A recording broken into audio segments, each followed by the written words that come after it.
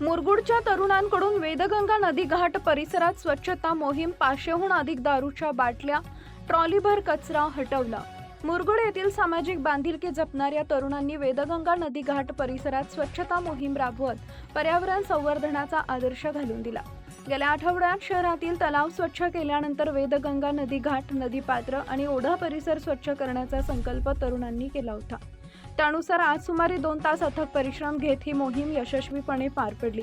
या मोहिमेदरम्यान नदीघाट परिसरातून तब्बल 500हून अधिक दारूच्या रिकाम्या बाटल्या, 200 पेक्षा अधिक शीतपेयांच्या बाटल्या तसेच मोठ्या प्रमाणात साचलेला प्लास्टिक व इतर कचरा गोळा करण्यात आला। एकूण ट्रॉलीभर कचरा हटवून परिसर स्वच्छ करण्यात आला।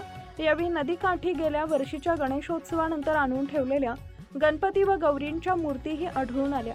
मूर्तींची विटंबना होऊ नये या भावनेतून तरुणांनी त्या विधिवत पाण्यात विसर्जित केल्या।